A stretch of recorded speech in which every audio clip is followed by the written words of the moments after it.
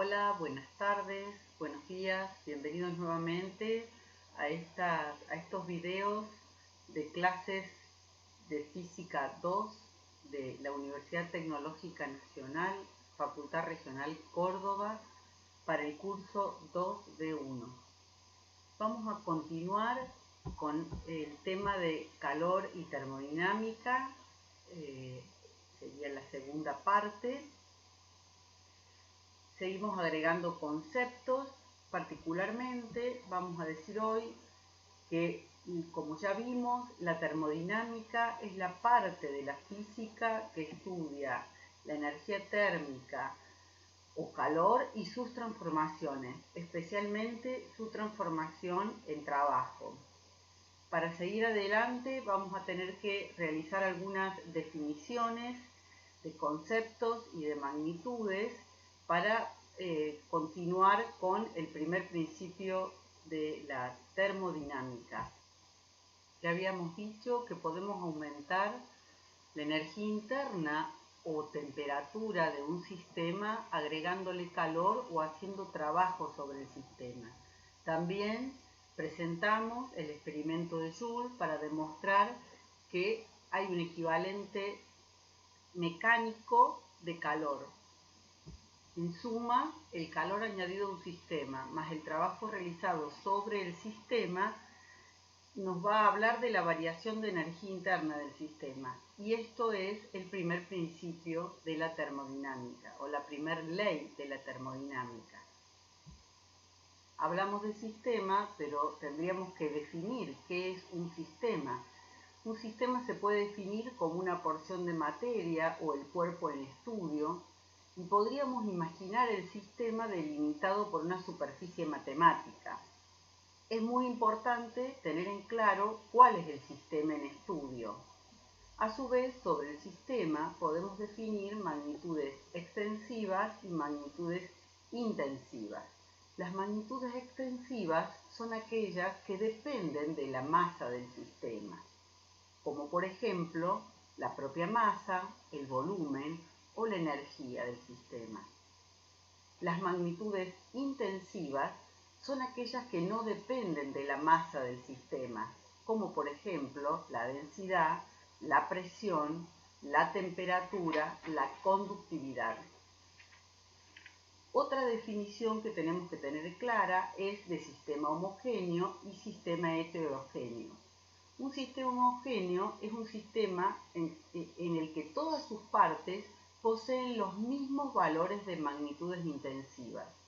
Por ejemplo, cierta cantidad de agua líquida o, por ejemplo, el aire. Dentro de los sistemas heterogéneos, en donde todas sus partes poseen distintas magnitudes intensivas, podemos hablar de una mezcla, por ejemplo, de agua y hielo. Otra definición que necesitamos aclarar es la definición de fases. Podemos decir que las fases son las partes de un sistema heterogéneo que poseen los mismos valores de las magnitudes intensivas. Un ejemplo de ello en el agua es el agua líquida, el hielo y el vapor. Dentro de las definiciones, y yendo a la definición que hicimos de sistema, vamos a empezar a hablar de estado de un sistema. Cuando hablamos del estado de un sistema, estamos dando una noción conjunta de los valores de las magnitudes, tanto intensivas como extensivas del sistema. Esas magnitudes son variables macroscópicas: presión, volumen y temperatura.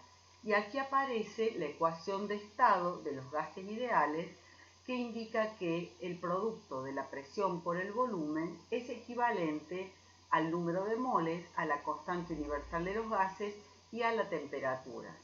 Quiere decir que existe una dependencia de estas tres variables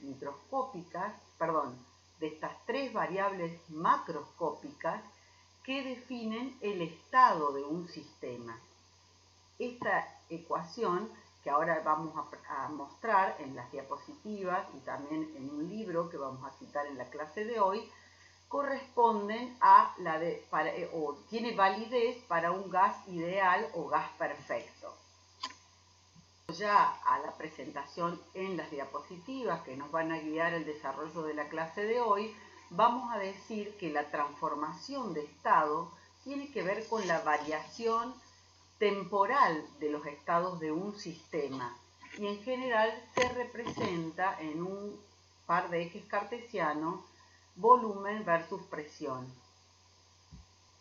Entonces, yéndonos ya a la presentación en PowerPoint, vamos a definir la primera ley de la termodinámica, o para definir la primera ley de la termodinámica, vamos a decir que el estado de equilibrio de un sistema se llama estado de equilibrio de un sistema cuando las variables macroscópicas, presión, volumen y temperatura no cambian.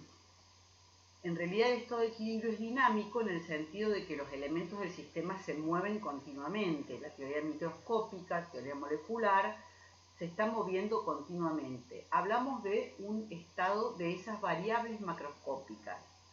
El estado del sistema entonces se puede representar como un punto, como está indicado aquí en el diagrama presión-volumen. Y la ecuación de estado es la que nos da la relación entre las variables presión, volumen y temperatura para un gas ideal, y es la que tenemos representada aquí, donde N es el número de moles del sistema y R es la constante de los gases, igual a 8,3143 en Joule, Kelvin y mol. Ahí estamos dando la constante de los gases en unidades del Sistema Internacional de Unidades. Por otro lado, podemos ir de un estado del sistema a otro estado del sistema mediante una sucesión de estados de equilibrio. Por ejemplo, del estado A con una presión P sub A y un volumen V sub A a un estado B mediante una expansión donde se ve que aumenta el volumen y disminuye la presión. Las variables macroscópicas en la ecuación de estado muestran que hay una variación, un tipo de variación directa entre el producto presión-volumen con temperatura.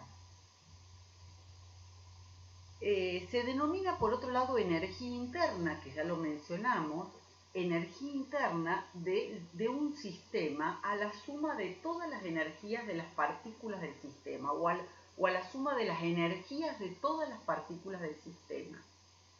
Asumimos que en un gas ideal las moléculas solamente tienen energía cinética, los choques son perfectamente elásticos y entonces la energía interna solamente depende de la temperatura.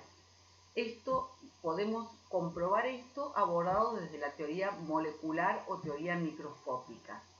Vamos a ver ahora el concepto de trabajo asociado al diagrama presión-volumen en un gas, luego de estas definiciones que hemos hecho y hemos presentado. Particularmente podemos decir que en muchos tipos de máquinas el trabajo se obtiene permitiendo que un gas se expansione contra un pistón o émbolo móvil. Por ejemplo, en una máquina de vapor, el agua se calienta en una caldera para producir vapor. A continuación, ese vapor produce trabajo cuando se expansiona y mueve un émbolo. De manera similar, en un motor de automóvil se provoca la ignición de una mezcla de vapor de gasolina y aire, originando su explosión. Es decir, estamos haciendo trabajo a través de un gas. Yendo particularmente a la diapositiva que tenemos ahora al frente, diríamos que vamos a definir el trabajo mecánico hecho por o sobre el sistema. Si nosotros consideramos, por ejemplo, un gas dentro de un cilindro con un émbolo móvil, las moléculas del gas, si se fijan acá en el dibujo, están chocando contra las paredes cambiando la dirección de su velocidad. El gran número de colisiones por unidad de tiempo se puede representar como una fuerza que actúa sobre la superficie de toda la pared que contiene a este sistema, que contiene a este gas. Si una de las paredes es un émbolo móvil de área A y permite desplazarse, por lo tanto, un diferencial X o un delta X, se va a producir un intercambio de energía del sistema con el exterior. Ese intercambio de energía se puede expresar como el trabajo realizado por una fuerza F durante el desplazamiento delta X o diferencial X. Entonces, si referimos al modelo matemático para dar trabajo como fuerza por desplazamiento, tomando en cuenta el signo negativo asociado a que el vector fuerza tiene la misma dirección y distinto sentido que el vector desplazamiento en este esquema, luego reemplazando la fuerza por el producto de la presión por el área, sabemos que la presión se define como fuerza sobre área, entonces reemplazando fuerza por P por A y asociando A con diferencial X al diferencial volumen o diferencial cambio de volumen del gas, nos quedaría que la fórmula del diferencial trabajo mecánico realizado por o sobre el sistema es igual a menos la presión sobre el diferencial volumen. El signo menos en este caso es una convención de definición, pero estaría indicando que si el sistema realiza trabajo sobre el medio, es decir, si hay una expansión, si incrementa el volumen, la energía interna disminuye, pero si se realiza trabajo sobre el sistema, disminuye su volumen, la energía interna aumenta. Esta es una cuestión de convención y la distinta bibliografía lo puede tomar de manera diferente a la convención. Ahora, hay que tener claro qué significa cada cosa en función de la definición que se haga de la fórmula. Para esta definición que acabamos de hacer con esta convención, diríamos que para sacar el trabajo total realizado por el sistema, cuando por ejemplo pasa de un estado A a un estado B, tendríamos que hacer la integral entre el volumen A y el volumen B de menos la ley de variación de la presión entre esos estados por el diferencial de volumen. En este caso, repetimos, la expansión daría un diferencial de volumen positivo, el gas estaría realizando trabajo y por lo tanto el diferencial de trabajo se considera como negativo. Para el caso de la comprensión, el diferencial de trabajo es negativo, se realiza trabajo sobre el gas, con lo cual el diferencial de trabajo es positivo, es decir, estaríamos aumentando la energía interna del sistema, en este último caso de una comprensión. De cualquier manera, insisto que es una cuestión de convención. Bien. Entonces estamos en condiciones en este momento de formular mediante una expresión matemática, mediante un modelo matemático, la primera ley de la termodinámica, diciendo que la suma de calor añadido al sistema más el trabajo realizado al sistema es igual a la variación de energía interna del sistema. Bueno, ya esto lo mencionamos un poco, si el sistema está en un estado A, o sea, si realizamos un trabajo sobre él, por ejemplo, comprimiéndolo para esta convención, habrá un aumento de la energía interna del sistema. Si a su vez ponemos un contacto térmico con otro sistema que esté a mayor temperatura, fluye una cantidad de calor sobre el sistema que estamos estudiando y aumentamos la energía interna. Entonces, en general, delta U, como tenemos en la expresión acá arriba, para la convención que acabamos de definir para el trabajo es Q más W, calor más trabajo, variación de energía interna.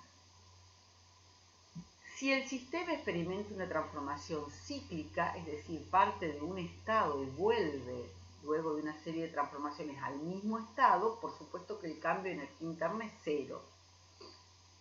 Delta U es igual a cero. En este caso, para que esto ocurra, por el principio de conservación de la energía, el calor que se le da al sistema tiene que ser igual al trabajo que el sistema entregue. Bien. Perfecto, entonces. Vamos a ver.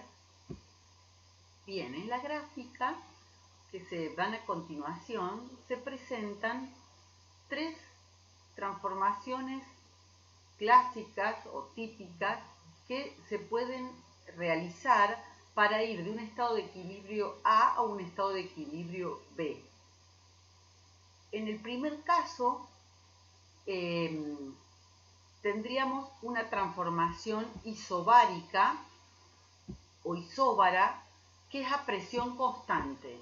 Entonces, la evolución que se hace de un estado inicial a un estado inicial B, se está hablando de una expansión, hay un aumento de volumen. Si fuéramos de B a A sería una compresión, en ambos casos isobárica porque es a una presión constante. Luego el trabajo va a ser la integral de una función constante en el diferencial volumen, con lo cual la fórmula de trabajo que nos queda es igual a P por delta B directamente. Si analizáramos la cantidad de calor que se cede o se le da al sistema en estas condiciones, veríamos que va a ser igual a el número de moles por el calor específico a presión constante por el delta T. Esto es por la transmisión de calor que ya vimos, tomando en cuenta la capacidad calorífica del material o del sistema y la variación de temperatura. Calor que se da para aumentar la temperatura. Entonces, tenemos en este caso que el trabajo para ir de A a B, que está representado por esta expresión, trabajo W es igual a P, la presión constante, por delta B, delta volumen, se puede ver representado como el área debajo de la curva. En este caso tendríamos el área, un área rectangular. La transformación que tenemos en la gráfica del medio corresponde a una transformación para ir de un punto inicial A a un punto final B, a un estado a un estado B, realizada en condiciones de mantener constante el volumen, es decir, es una transformación isócora o isocórica, no hay variación de volumen. Como el trabajo, vamos a volver aquí para ver la definición, por definición es la integral entre negativa, cambiada de signo, entre el estado inicial, el volumen inicial y el volumen final de la ley de variación de la presión por el diferencial volumen, como la presión, en este caso, el diferencial volumen es cero, el volumen inicial es igual al volumen final, el trabajo es cero. Entonces, para realizar esta transformación se hace a expensas de un calor que es cedido o entregado al sistema. El calor en este caso responde a la ley de comportamiento que ya habíamos dado cuando hablamos de capacidad calorífica, calor y variación de temperatura, N, el número de moles, que en alguna medida habla de la masa del sistema, por el calor específico a volumen constante, por la variación de temperaturas delta T.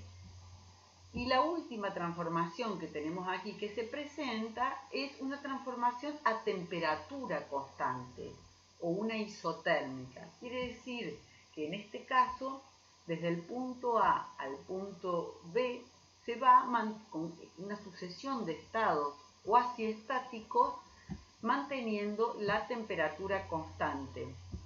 Quiere decir que en este caso, como habíamos dicho que la energía interna del sistema depende únicamente del estado del sistema y en un gas ideal solamente depende de la temperatura, En este caso, la variación de energía interna a lo largo de todos estos puntos de la transformación es igual a 0, con lo cual la cantidad de calor tiene que ser igual a la cantidad de trabajo cambiada de signo.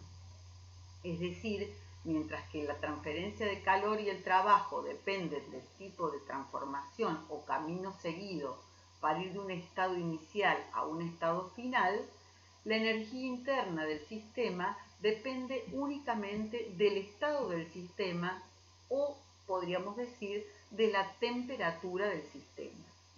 Continuando entonces con las transformaciones o estos procesos que estábamos definiendo en función de que una de las variables macroscópicas, ya sea presión constante, da origen a una transformación isobárica, volumen constante, da origen a un tipo de proceso o transformación isocórico, temperatura constante da origen a un tipo de transformación isotérmica.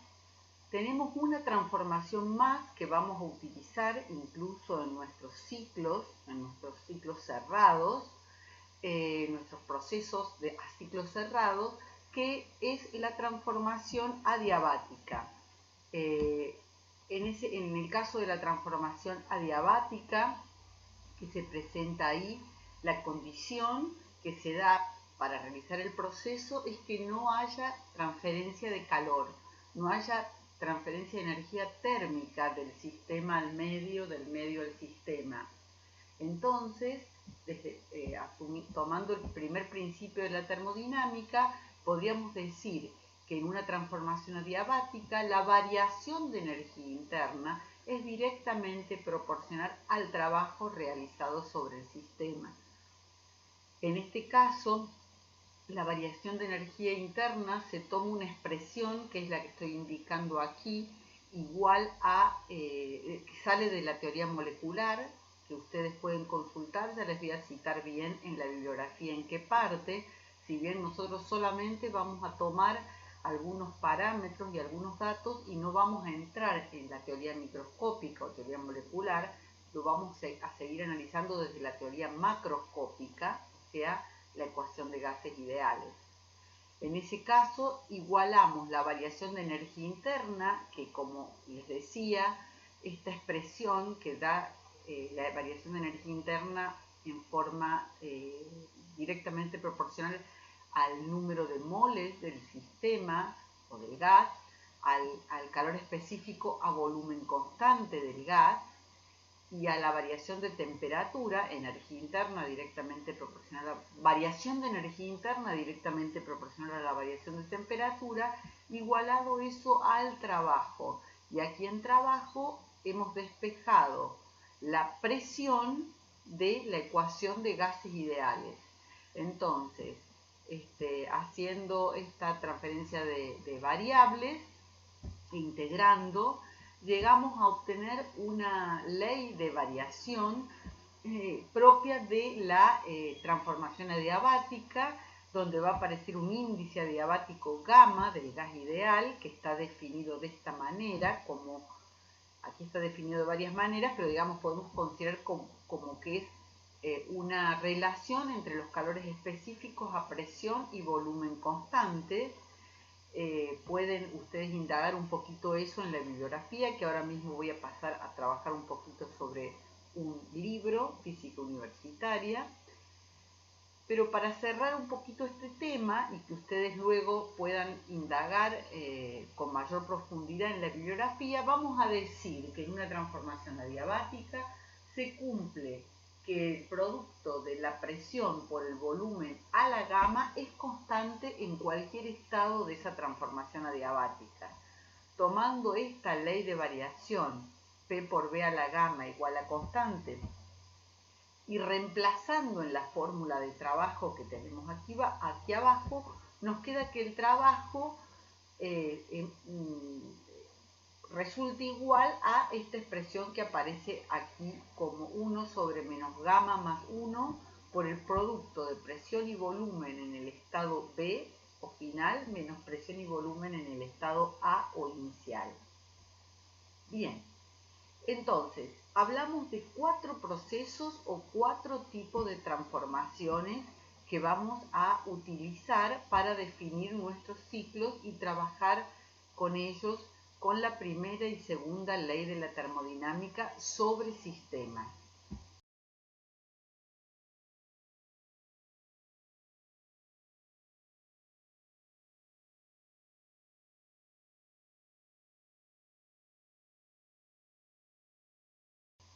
Les decía, otra cuestión interesante para ver y analizar en relación a este tema tiene que ver con el trabajo efectuado en proceso termodinámico y comparar el trabajo efectuado por el sistema durante la transición entre dos estados, el 1 y el 2, por ejemplo, haciendo distintas trayectorias. Una trayectoria podría ser la 1-3-2, ahí está el trabajo que se realiza describiendo esa transformación, esa serie de ese proceso.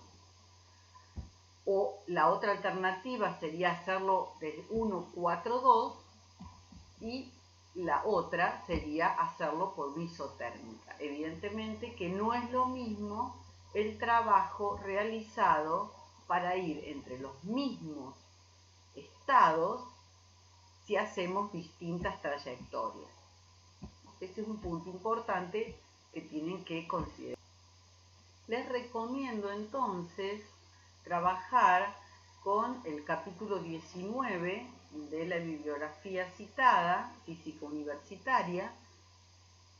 Aquí les estoy presentando la parte del resumen del final del capítulo, en donde se resaltan los temas sintéticamente: calor y trabajo en procesos termodinámicos, la primera ley de la termodinámica, fíjense, ahí está la convención a la que hacía referencia. Si la definición de trabajo es esta, la primera ley de la termodinámica se debe formular de esta manera. Por favor, presten mucha atención. Luego, los 4 procesos termodinámicos que vamos a estudiar, incluso acá están representados todos en el mismo diagrama presión-volumen: adiabático, isocórico, isobárico e isotérmico.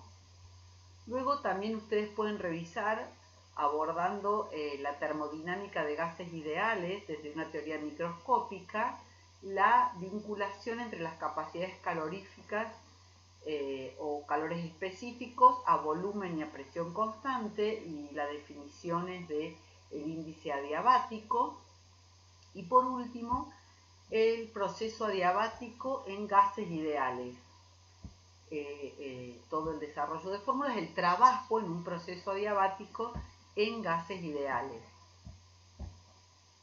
Bien, en esta instancia vamos a cerrar esta presentación con la recomendación de que trabajen para este tema apoyándose en este capítulo de Física Universitaria, que es el libro que tienen también en el aula virtual. Que anden bien, hasta pronto.